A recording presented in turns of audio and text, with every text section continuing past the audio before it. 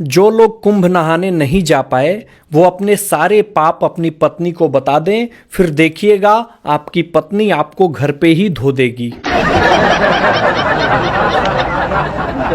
मेरे घर वाले भी कुंभ नहाने नहीं जाने दिए। मैंने पूछा इसका कारण, तो बोले कि पहले पाप बताओ फिर जाने देंगे।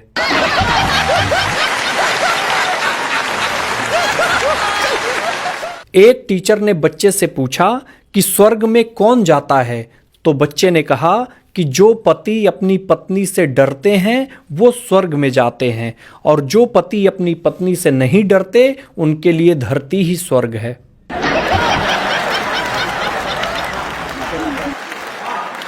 भाई साहब, हम लोग तो धन्य हो गए। हम वो पीढ़ी हैं जिसने इगोला पर, भूकंप, नोटबंदी, लॉकडाउन, कोरोना, रामलला मंदिर और 144 साल बाद महाकुंभ सब देख लिए। अब तो बस रिमोट कंट्रोलवा मिल जाए।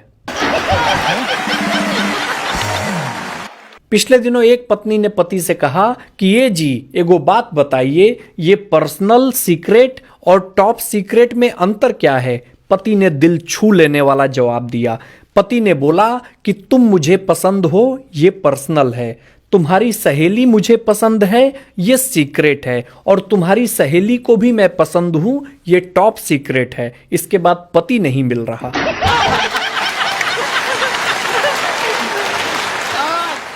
मैं कुंवारा हूं और अपने कुंवारे दोस्तों से भी एक बात कह देना चाहता हूं कि कुंवारे लड़कों, कर्म पर ध्यान दो, फल की चिंता मत करो। फल तो तुम्हारे ससुराल वाले तिलक में भर भर के लाएंगे। भाई साहब, समय समय की बात है। एक समय था जब लोग ज्वेलरी छुपाते थे, फिर एक समय आया जब लोग सैलरी छुपाने लगे, और अब गैलरी छुपाते हैं। पिछले दिनों एक बाप ने बेटे से बोला कि बेटा मम्मी कहाँ गई हैं। तभी बच्चे ने बोला कि पापा प्राकृतिक रचना छेड़छाड़ केंद्र गई हैं। तभी पिताजी ने बोला कि बेटा ये कोई सांस्कृतिक संस्था है क्या। बेटा बोला, अरे पापा ब्यूटी पार्लर।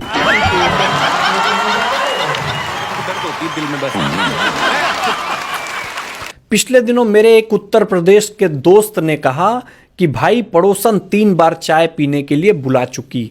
जब भी हिम्मत जुटाता हूं, पत्नी न्यूज चैनल खोल के बैठ जाती है, और न्यूज चैनल पर योगी बाबा कहते हैं बटोगे तो कटोगे।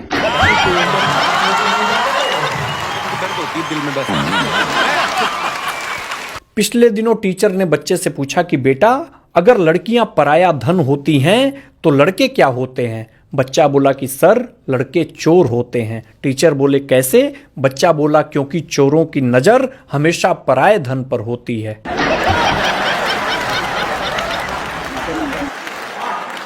पिछले दिनों एक पति पत्नी अपने दोनों बेटियों का विवाह संपन्न करके मेहमानों को विदा करके सुकून से बैठे थे। तभी पति ने कहा कि तुम्हें याद है जब दोनों बच्चियां छोटी थीं तब हमारी लड़ाई होने पर तुम कहा करती थी कि इन दोनों बच्चियों के कारण यहां रुकी हूं, वरना कब की छोड़ के चली जाती।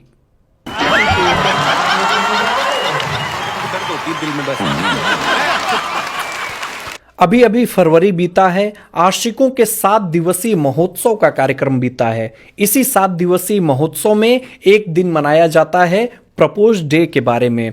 आपको पता है कि लड़कियां इसलिए भी प्रपोज नहीं करती पहले, क्योंकि एक बार शूर्पणखा ने भी प्रपोज डे मनाने की कोशिश की थी।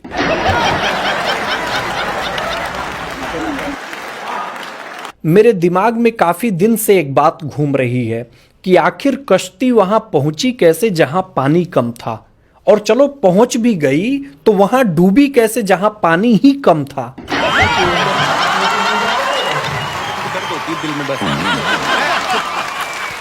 भाई साहब, मेरे सच्चे प्यार के सिर्फ 2 गवाह थे, एक वो और एक उसकी दादी। पहली मुकर गई, दूसरी गुजर गई, और इस तरह सच्चे प्यार की कहानी खत्म हो गई।